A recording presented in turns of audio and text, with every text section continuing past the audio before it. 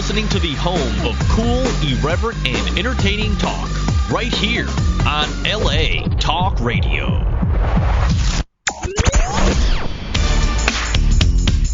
You're listening to The Art of Love with your host, Lucia, right here on LA Talk Radio.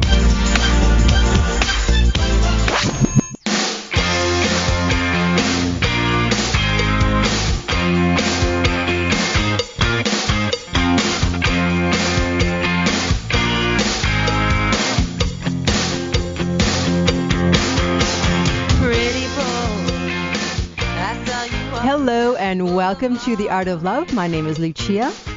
I'm your host and a dating and relationship expert, and I'm here to entertain, educate, and enlighten you about love, dating, and relationships, take your live calls, answer your emails, and speak to authors of books which I find interesting. And this is a momentous show. I don't know if that's the right word. But anyways, that's the word I'm using, momentous. It's actually the 3-year anniversary of me doing this show, and the station had its 3-year anniversary just a few weeks ago. So can you believe it? It's been 3 years. And believe me when I tell you that I'm just as excited today as I was when I did my first show 3 years ago. I still remember my first show because the Grammys were on that day and the Grammys are on today. So that's why I know it's been 3 years. Every Sunday when I come here to do the show, I'm always excited because, trust me, if I didn't want to do the show, I wouldn't be here. Anyone that knows me and that listens to the show knows I don't do anything I don't want to do. And I just love it that I get to interview whoever I want to, pretty much, not everybody. And I get excited reading the books and learning new things and presenting it to you. I don't pretend to know everything. No one can know everything about a topic. And so I'm still fascinated and excited when I find a new book to read.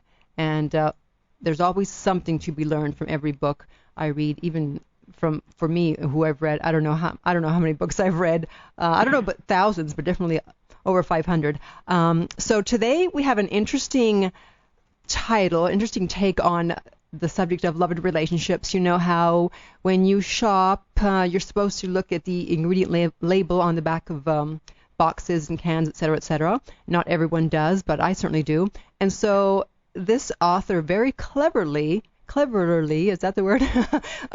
Put it to men and dating, and it's called His Ingredient Label, A Woman's Guide to Recognizing a Junk Food Man. And I have on the phone with me Jennifer. Hey, Jennifer. Hey, Lucia. How are you? Wonderful. Welcome to the show. Thank you, and congratulations on your 3-year anniversary. That's pretty big. I know. Whoever would have known we'd still be here 3 years later. See, that's a good thing, though. Yeah, exactly. So, of course, the website is jennifertardy.com, and give you a short bio. Jennifer Tardy is an author, activist, and relationship coach. She has both a bachelor's and master's degree from Virginia Tech. She works in the nuclear industry as very impressive, as an HR professional, which has helped her to understand human behavior. So you call yourself a healthy relationship activist. That's quite a title. What is that? Yeah. When I first started writing the book, a lot of people would ask me, well, what is your title, and are you a relationship expert? And every time I heard the word relationship expert, it wouldn't necessarily make me cringe, but I knew that there was a word that I was more in harmony with. So I really had to figure out, what is it that I'm doing with my writing?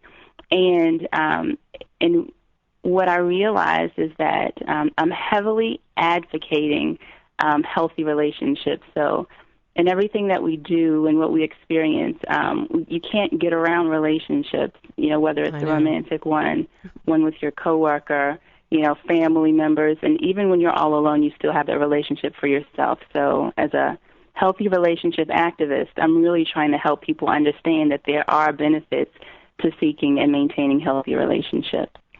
Yeah, I know. Long story short. Yeah, no, perfect. And I actually found out about you on ProConnect, where we're both. Oh, good. Yeah, where we're both on there as experts, coaches, whatever you want to call yourself. Yeah. And I read your article, which I loved, and I said, all right, I got to get this woman on my show. And it was the 5 things the anxious single woman will do for your man. Yeah.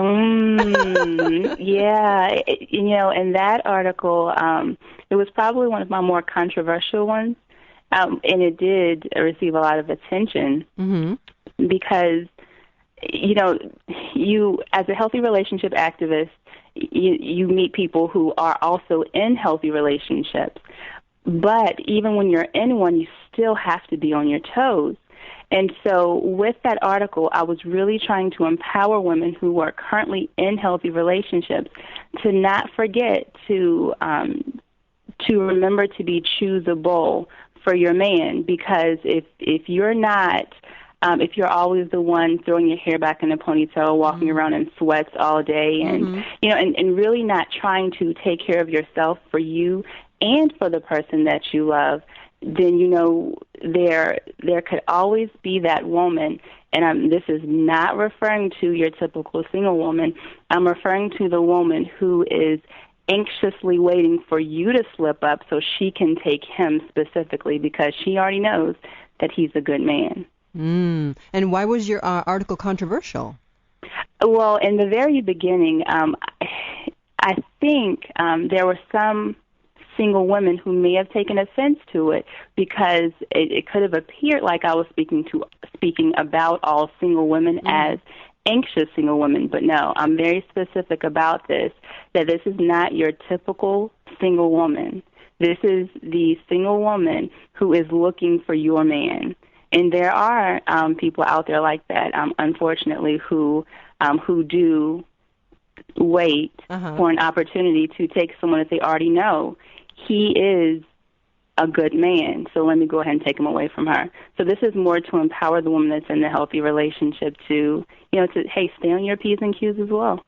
Yeah, no, and I thought it was great, because you're right. People tend to get lax in relationships. They think, okay, I've got him, I've got her, and I can just be myself. But I'm very aware of that. And so, I never walk around with sweats or baggy sweats, and make sure my hair is clean as much as possible. And just, because I've never been married, and so I've been single. And so I've been that anxious, not the anxious woman you're talking about, but that single, never anxious, but, and all those things you mentioned, I naturally do them. But what was so interesting too is that I had started to become the woman who became comfortable. So instead of going to the gym like I used to do, instead of, trying to dress nicely and going to get my hair done weekly like I used to do, I started becoming lax in those areas. And then one day it dawned on me that I need to step it up a little bit in this relationship, because, I don't want it. And I understand that that the man I have in my life, of course, he needs to make very responsible decisions for me and for this relationship as well. But I'm not going to, open him up for any type of temptation over things that I can step up myself. Right. Yeah, you're not going to precipitate the downfall of the relationship. Thank you. Exactly. That just came to me.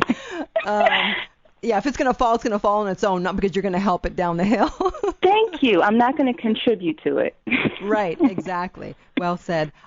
So, and you also said something at the beginning of your book, which I thought was very interesting. You said that really the only fact that you know for sure is that there's nothing you can do to keep your man faithful. Not you personally, but just everyone. Exactly. And that was, I always have these epiphanies, and that was one major epiphany for me, that there's nothing that you can do to keep a man in a relationship. The fact of the matter is he has to want that and that lifestyle for himself. He has to want to be in a relationship, want to be loyal, and want to be with you. And so we can try and hold the world in our hands and hope that we're beautiful enough, we're smart enough, we're all of this enough to keep him. But if he doesn't want that, then there's nothing that we can do. Yeah, and I think that takes a lot of pressure off our shoulders, because we're thinking, okay, I gotta do all this stuff. I gotta make sure, gotta check up on him, and gotta do this, gotta do that, make sure he's not cheating. And I mean, meanwhile, if he wants to cheat, he will. If he doesn't, he won't. Amen. Hallelujah. No. So, as I mentioned earlier, your book is about, unhealthy relationships as toxic ingredients similar to what we find in food. So how did you come up with that brilliant concept? The way that I am, every now and again, I always have some type of some type of health kick, some eating kick. Just like, for instance, right now, I've decided since January 1 to give up all meats except seafood. Wow. And so I want to see how long I can do something like that, because it really forces me to think more about the types of foods that I'm putting into my body. So it's not really to get away from meat or something because it's bad for you, but it's just to change my level of consciousness with what's going in my body. So around the time that this book idea came to mind, I was on some other healthy eating kick where I wanted to give up breads for like 2 weeks or something. I can't even remember. But as I was in the grocery store, I started thinking, or started reading ingredient labels to see, what foods had wheat products or things in them.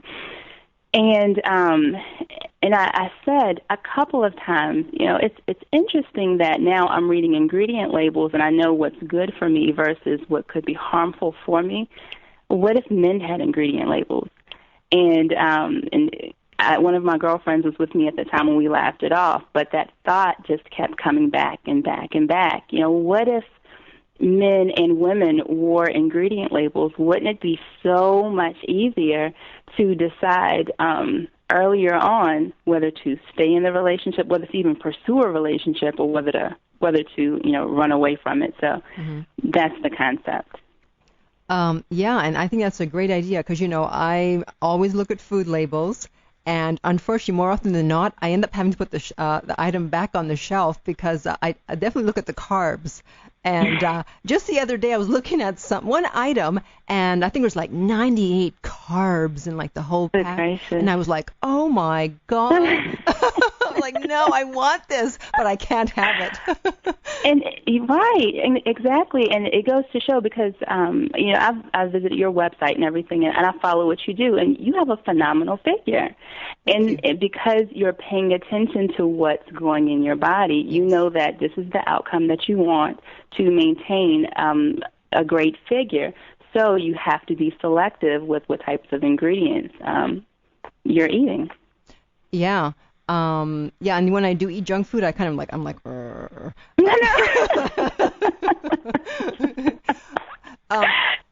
yeah, you're right, because you just made me think of something, because, actually, for me, like, being in shape is my priority in life, more than making money, more than love, more than anything. It's it really is.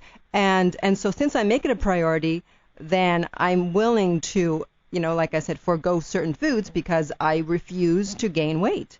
So I think if women, if they did the same thing, if they made a healthy relationship their priority, then they too would put down the package if it had too many carbs. Exactly. And that's the point. The point is, what do you really want for yourself? If you're saying that you want a healthy relationship, then why do you keep running back to a relationship that you already know has brought you tears, has brought you confusion, just all of these things that are unhealthy? And I always ask whenever I'm talking to anyone, male or female, what do you want? And every decision from there should align with what you said you want your life to be. Right. So then, speaking of junk food, what can a woman do if she is craving a junk food guy? Well, just like what you said. So you said, for instance, when you decide that you want to eat junk food, for example, you're probably doing it in moderation because you know that ultimately you want to maintain a healthy figure. And it's the same thing for a woman who's saying, okay, well, this is the type of man that I want. I want him, and you know that he's, which is quadrant 2, the cigarette, which is unhealthy for you. If you know that you want him, and you know that he brings an unhealthy relationship, then perhaps you aren't perhaps you don't want a healthy relationship. I mean, you have to make a decision somewhere. If you want a healthy relationship and he's not offering it, maybe you should love him from a distance. And find some way. It's one of those difficult decisions that we have to make. What do you want? And if he's not providing it, perhaps it's time to walk away. Oh. Just like, me, I love Snickers bars. I love them. But if I know that I want to drop 5 pounds, then perhaps I just need to love that Snickers bar from a distance. Yeah, and those Snickers bars, they have like 26 grams of carbs. Good gracious. Something like that. And I know the carb grams in all the foods. And that really sticks out to me because once I was on a very restricted diet, and I could only eat about 26 grams of carbs a day. Oh, really? Yeah, and so now when I see 26 on a Snickers bar, I'm like, no. I know but it was really restricted. Most people wouldn't be able to do it, but I'm crazy. But I mean that's great, and it's another one of those reasons why also I'm choosing to pick up different types of eating lifestyles because I want to learn more. There's so much that I did not understand about ingredients. Why are carbs or too many carbs bad for me? What is sodium? Why should I or shouldn't I have it? I needed to learn all of those things, and that's why I had to really start understanding how to read ingredient labels in foods. And I just thought of another analogy. It's like another of my tips for maintaining my weight is I just don't buy certain foods because I know if I bring them in the house, I'm going to eat them. Absolutely. And same thing for relationships. Yeah, if you bring him in the house, you're going to sleep with him or keep him or something. Keep him outside. Exactly. I'm the same way too. If I know that I'm only eating seafood, I'm not going to bring a steak into the house. Well, my fiance, he loves eating steak, so I'll bring something that he likes eating that I know that I don't like eating because I'm only going to eat what's there that I like in my refrigerator. Yeah. So that's how I have to do it. Yeah, or one more thing with the junk food. Luckily now they sell like those little cups of ice cream. Because they have, I don't know if you've seen them. They have like the big ones, obviously, in the grocery store, and then they have like the mini ones for like $1. I haven't seen those. Oh. So it's like a tiny cup of, not tiny, but it's like a portion-controlled cup of ice cream? Oh, it's very portion-controlled. Oh. Yeah, and so it's like I want ice cream. I'm not going to eat the whole thing, so I get a little one of those. So maybe it's like if you're stuck on a junk food guy, maybe just take him in small doses. Mm-hmm. Exactly. You don't. Maybe he just becomes, and this is difficult to say, but maybe he just becomes a friend. And this is one secret to the junk food guy, which is what I refer to as the cigarette. A lot of times, becoming genuine friends first is a way to help the cigarette guy transition into a different quadrant, such as the hot pepper, which we'll talk about later, I'm sure. Yeah, let's talk about the 4 quadrants, because you're talking about cigarettes and hot pepper. Right. People don't know what the hell you're talking about. So give me the 4 quadrants. Okay, so within the book, his ingredient label, I group men into 4 different quadrants as it relates to the ingredients within. And quadrant 1 is the vegetable. Now, the vegetable man is very much so like the vegetables that we eat. We know that they're healthy for us. We know that we should eat as many vegetables as we can possibly eat because they're not harmful for you. Now, just like the food vegetable, the vegetable man is the one that our mothers have been telling us our whole life, that you grow up, you meet him, and you get married to him, the vegetable, the good guy. Mm-hmm. But just like vegetables, sometimes we don't always want vegetables. Yeah, that can be boring. Sometimes we want that slice of cake or the Snickers bar or just something that may not be as good for us. So that's quadrant 1. Quadrant 2, which is the exact opposite, is I use the cigarette. Now, with the cigarette, studies have shown and have proven just how harmful the addiction to cigarettes can be, for your body. And it's the same way for the man that fits into this quadrant.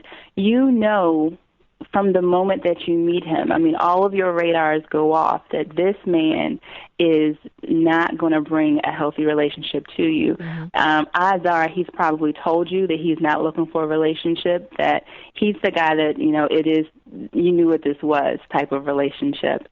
And so you already know what he's bringing to the table. But what you cannot get enough of is just like the nicotine within cigarettes, that rush, that feeling that you get when you take a puff. It's the same thing with the cigarette man. It's the spontaneity. It's the excitement. It's like a roller coaster. Mm-hmm. You're so excited one second, and the next second you're down because you're off of the roller coaster. And so that's quadrant number 2, the cigarette. Okay. And then, so those are the well-knowns. The quadrant 1 and quadrant 2, you already know whether it's good or bad. Quadrant 3 and quadrant 4 are those that you may not know as well, which is why it's important to read the ingredients. So quadrant number 3 is the hot pepper. That is, for me, mm-hmm.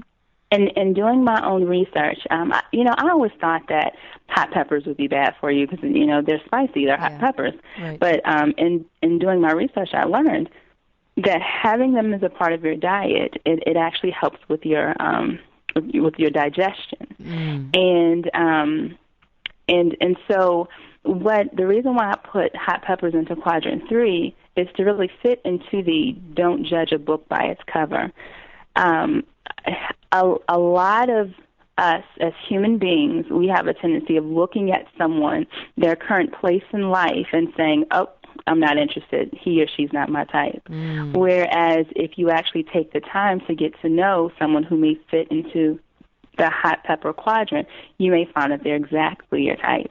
And what's so interesting is that I almost fell into that exact same category where my now fiance, the very first time that I even heard mm-hmm. that he had an interest in me, the first thing out of my mouth is, oh, he's not my type. and it's like, what does that even mean? Yeah. And so the next time, I encourage any of your listeners or anyone who's who you hear say that, mm-hmm. if you hear someone say he's not my type, what does that mean? Because all it means is that you're looking at him. You probably haven't even spoken to him yet, and you've already discounted someone who could possibly bring to you one of the best relationships, which is, what I have right now with my fiance. So, and if I can ask, why did you think at that time he wasn't your type? I wasn't in a good place, and here's the thing. I had when I met him, he and I worked in the same place, and so I was coming out of a relationship. Mm-hmm. And so at the time, we had just broken up, and I was like, oh, I can never find anybody as good as the man that's walking out of my life right now. And so unless instantly the person that I met appeared better than the one who just walked out of my life, mm-hmm. no one could have been my type. Mm. And so the lenses I was looking through were filtered. And it wasn't until a few weeks later that he and I, me and my now fiance, that we actually started speaking and talking, and I realized, oh my goodness, he is phenomenal. Mm. And can you imagine if I had just discounted him the whole time? Mm-hmm. Yeah. This book probably wouldn't be written. And you wouldn't be engaged. Right, exactly. Oh, wow. Okay, so that's the hot pepper. Okay, and so that's the hot pepper. Don't judge a book by its cover. And then you have quadrant 4, which is a little more difficult to describe without analogies. So quadrant 4 is the enhanced water. And so when you read the book, I talk a lot about how I love drinking water, and it's something that I'm so proud of because I used to hate drinking water. And with water, I started looking at commercials and walking down the grocery aisle, and I saw the enhanced waters, such as, your vitamin waters and things like that. And I was like, oh, man, can you imagine having water and having vitamins, or the concept of having water and vitamins? How perfect is that? How perfect of a water is that? And the way that it was branded and sold, enhanced waters, it seemed so fitting for the type of diet that I was trying to maintain at the time. But it wasn't until I took the time to read the ingredient label that I realized that there's a lot of sugar inside of enhanced waters. Along with, the vitamins, there's a lot of sugars, and that's what I was trying to stay away from in my diet. So when it comes to enhanced waters for men, these are the men that come in such a fancy package. They come in such a lovely package. They have an elite status. They have a lot of money, nice cars, a beautiful home. They talk the talk. They walk the walk. I mean, you can become so distracted by the brand or by the outer package of the enhanced male, of the enhanced water man, that you don't even check the ingredients. Right. And what oftentimes happens to the woman who runs across this man and doesn't check his ingredients is that, later, after you've already, given your love to him, you tell him, I love you and I want to be with you, and you later find out he doesn't even want to be in a relationship. Or even if he thought he did at the time, he when it came time to actually, put up or shut up, he wasn't interested, and you're left feeling disappointed. So that's the concept of the enhanced water, the one that you're so distracted by the outer package that you don't even look at the ingredients. Yeah, and that happens. You see something new at the grocery store, and you want to try it out, and you're like, I don't care what's in it, I'm trying this out. Exactly. And then you're disappointed at yourself later. Yeah. So moving along, you have the chapter on hiccups. So let's discuss a few of those. What do you mean by quality time? Okay, so hiccups, and I really like this chapter too. Quality time. When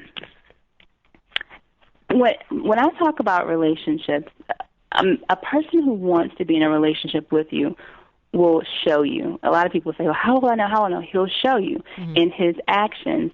And my whole thing is there are 24 hours in a day, 7 days in a week. If someone wants to be in a relationship with you, time will be made for you. And so that's what I'm talking about as a hiccup when it comes to quality time, that there's never any time for you. Now, so let's even take this a step back. So let's say that this person is naturally busy, because I'm a naturally busy person, and I'm pretty sure you are too. But if I'm telling my partner, I don't have any time to spend with you, but here I am spending all of my quality time with my girlfriends, then what is that going to say to my partner, where he stands in my life? So it's no different when the roles are reversed, and I'm noticing that we're supposed to be in a relationship, but I feel alone.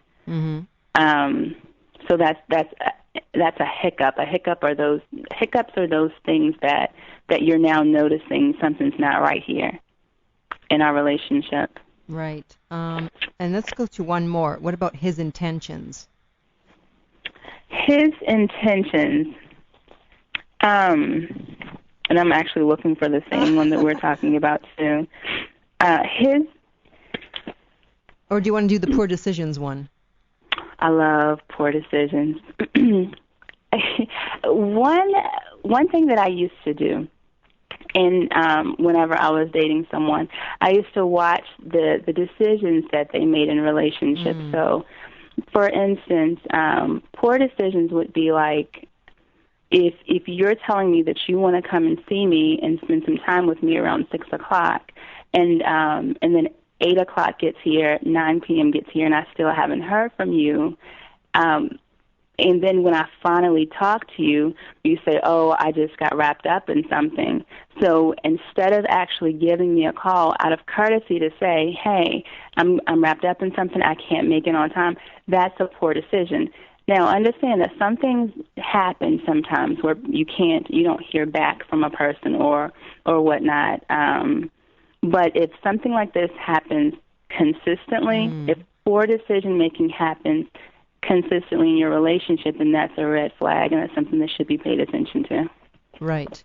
Now, what about the reasonable person theory? I like that term. The reasonable person theory, we being the emotional beings that we are, men and women, we all have our sense of, being emotional and perhaps sometimes irrational. I would always ask the question, what would a reasonable person do or think or feel in this situation? So if there's a circumstance where, and going back again to being stood up, and this is the second or third time that this has happened, before you decide to express your emotions however you want to express it, think about what would a reasonable person do. Would they be forgiving in this situation, or would they say, hey, you know what, enough is enough. This is the third time this has happened. You did this to me. My time is very important, and I need to be with someone who's going to value my time as much as I do. Right. So that's what I mean by the reasonable person theory. Yeah, I think that's a great way of looking at it, because sometimes, as you mentioned, we do get caught up in our emotions, and so just go outside of yourself and go, okay, would any reasonable person think that this was incorrect behavior? Absolutely. Absolutely. So, yeah. Now, under the checks and balances, you suggest that you go up to his cell phone and and pick it up when he's in front of you just to see his reaction. Well, I did put a disclaimer in there that I don't recommend, that you actually go up and check his phone or search through his items. I think those things are just so unhealthy. When you're to the point in your relationship where you feel that you have to search through his emails and check his cell phones, you're in a very bad place in your relationship, and it's something that needs to be evaluated. So here's what I'm saying in this part of the book.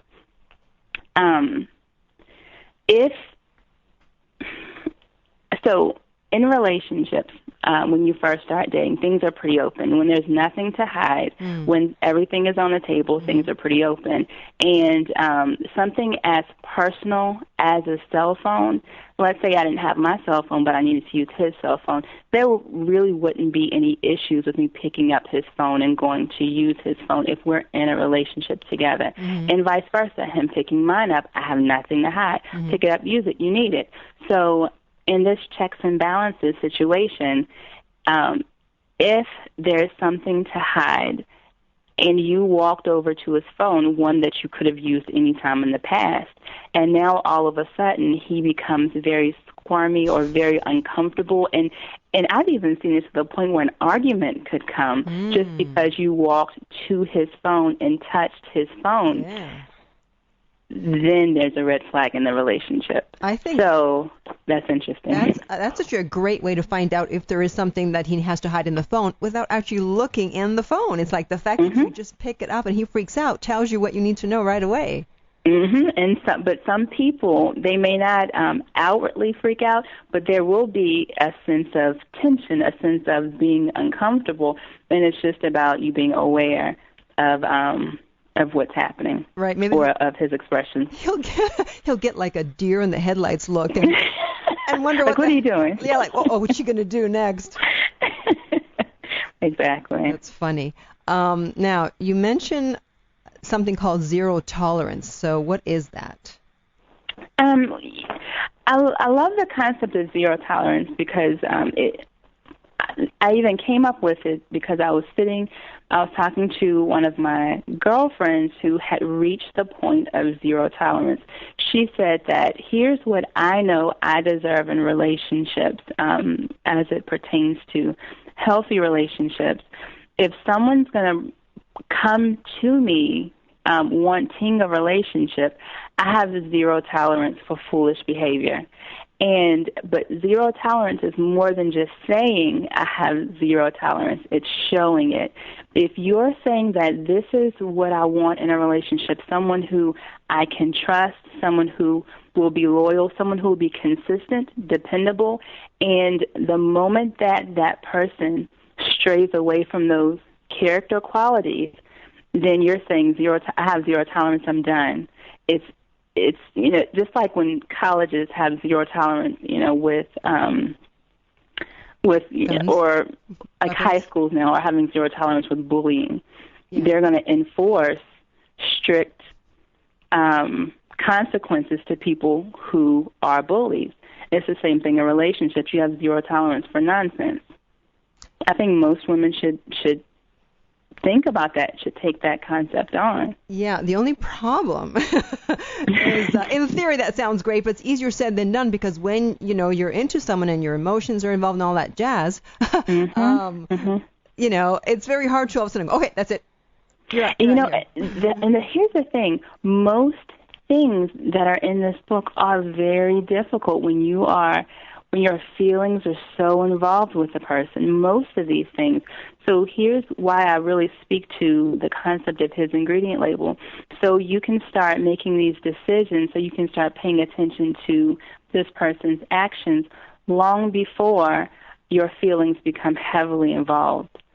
So that's my hope to anyone who has a chance to read this book, that they start paying more closely attention to even, subtleties before, their feelings become so deeply involved that it's harder to walk away. I completely understand.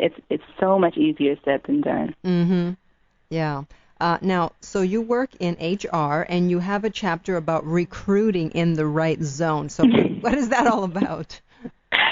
I love this chapter so much when I wrote it that my second book is specifically about that chapter. So what I noticed is, so I'm a recruiter within the nuclear industry at the same time that I'm a writer outside. So that's great. What I've noticed is that when my hiring managers come to me and they say, Jennifer, okay, now we're ready to look for candidates. And I say, okay, well, you need to let me know what your basic qualifications are and what your desired qualifications are. What are those? The basic qualifications are those minimum qualifications that shows that a person is qualified for a position. And then anything outside of their desired qualifications, they're just those bonuses that you enjoy. What I find that my managers are doing sometimes is they are throwing all of the qualifications into basics, and especially their desired qualifications. And when people view these postings, no one's qualified for the position, and so no one applies to that position. And we as women do this on a regular basis. We have all of these qualifications that we want a man to meet, and men will look at you, like you said earlier, with the deer in the headlights look. like men, when they see that you have all these qualifications, they'll show the deer in the headlights look, and they'll feel like they don't meet your standards. And so what I always recommend, like I recommend to my hiring managers, what are those qualifications that are absolutely necessary to be able to be successful in this position? Same thing for women. What are those character qualities that you need from a man that are absolutely necessary to hold the role of being your partner in this relationship? And when I say character qualities, I mean those things that would be so difficult to change, such as integrity, such as ambitiousness, being ambitious, those things. And everything else is a bonus. What car he's driving, how much money he makes, all of those things that are easily changeable are all a bonus. And then that's when you start looking for someone, when you know what those minimum qualifications are. And then there becomes a larger issue. So you can meet someone who has, let's say you have 4 basic qualifications and you have 4 desired qualifications. What if you run into a man who has 3 basic qualifications, 3 of your 4, and holds all 4 of your desired qualifications? Uh-oh. You're like, oh my goodness, it doesn't get any better than this. Let me go for this man. Let me bring him into my life. But I urge you to make sure that he meets all 4 of those basics, because let's say that the one qualification he doesn't meet is ambition. And let's say he loses his job where he's making 6 figures. And if you don't have an ambitious man and you already know that that's your basic qualification, you are going to be a very frustrated woman waiting for him to find another job because he's not ambitious. I see it happen all the time. Right. Yeah, that's a great way to look at it. So you have to have your minimum requirements, which when you look at a job posting, they always usually have their minimum requirements posted. Absolutely. Yep, the minimum requirements are those requirements that you absolutely have to have in order to be successful in that position, and desired are only a bonus. Yeah, a few years ago, I raised my minimum requirements before I was willing to date anyone I was attracted to, and then and that got me into trouble a lot. And so finally, I'm like, okay, you know what? He has to have a job, a vehicle, and his own place to live. There was usually one or more missing, unfortunately. Because to you, that's telling you something about him, that if he has his own place to live, then he's actually, taking necessary steps to, he's taking necessary maturity steps. He's trying to live on his own and feed himself, and just it's telling you a lot about him. And if those are your minimum requirements, well, I'd stay with them. They should be everyone's minimum requirements. If I do say so myself. But you may run into a woman who she is super ambitious and she loves working and she wants her man to eventually, be a stay-at-home dad. She doesn't care if he has a job or not. So I think it could be an individual thing.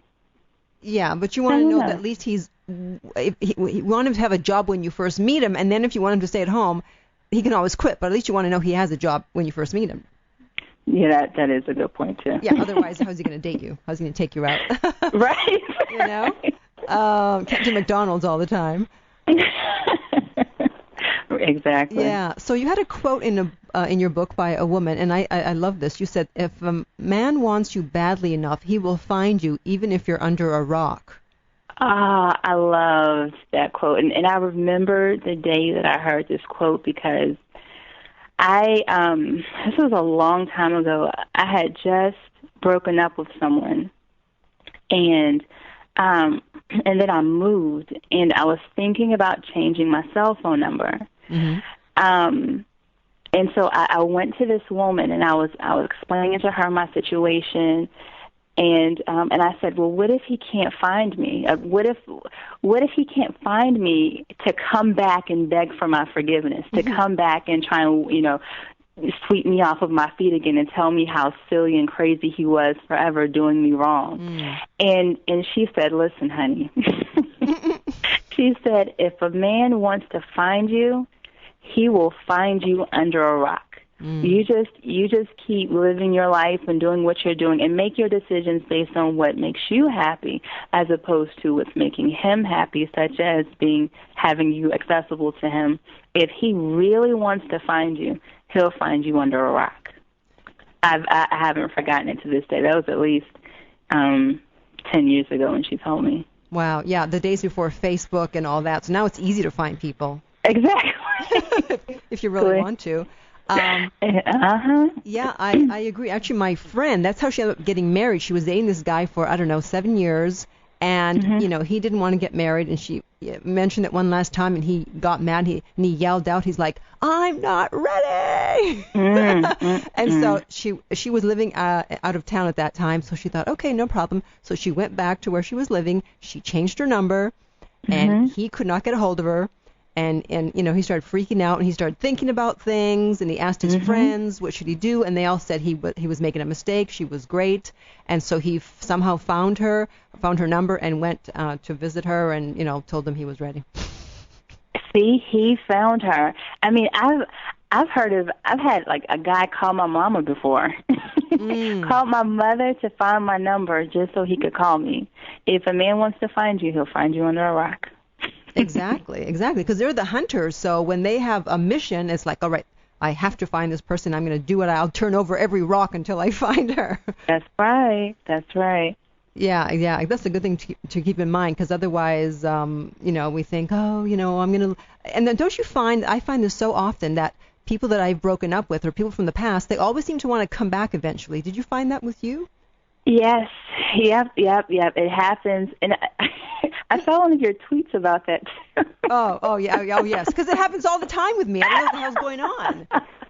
Hey, when you're and here's the thing. A lot of us as women, especially when we get out of relationships, we start to question ourselves and our own value. But oftentimes, when we leave a person or a man, they tend to come back. They tend to try again. They tend to see if you're still as accessible as you were the first time. All it shows you is that you are a pretty valuable woman the first time. Right. It just reiterates that.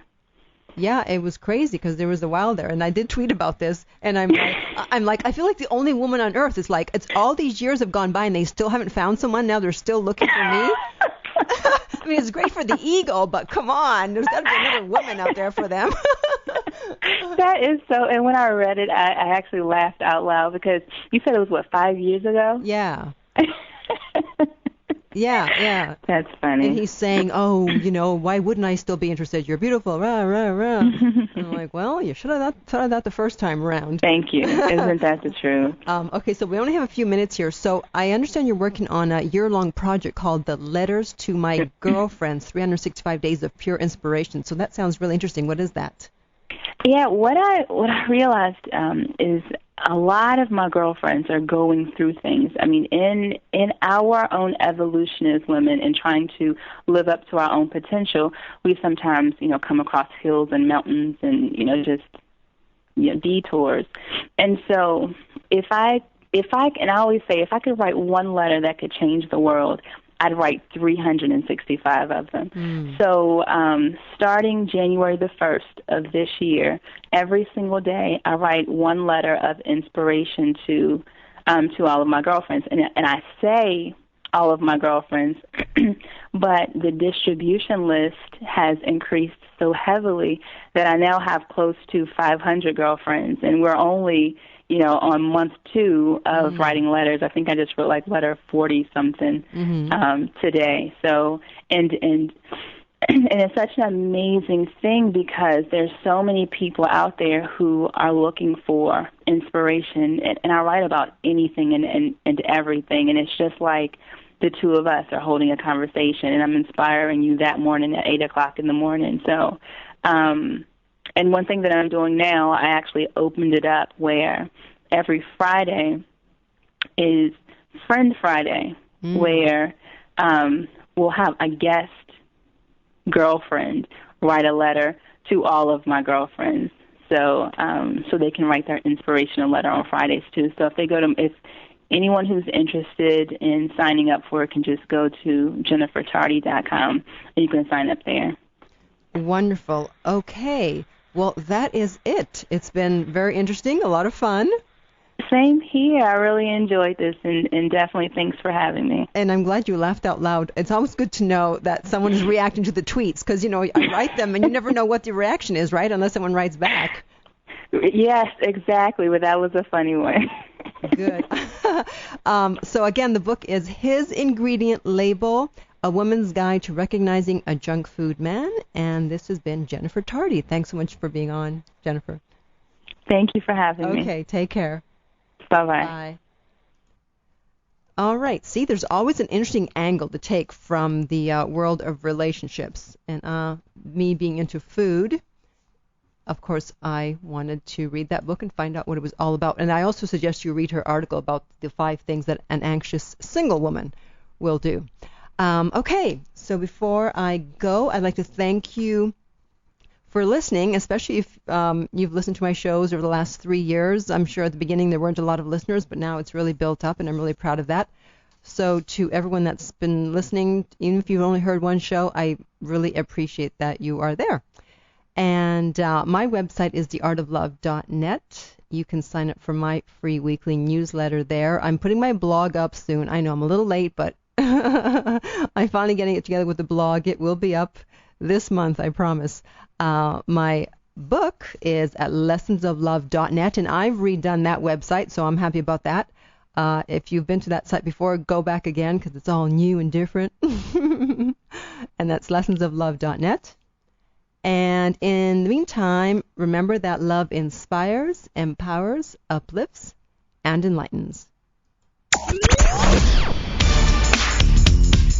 You're listening to The Art of Love with your host, Lucia, right here on LA Talk Radio.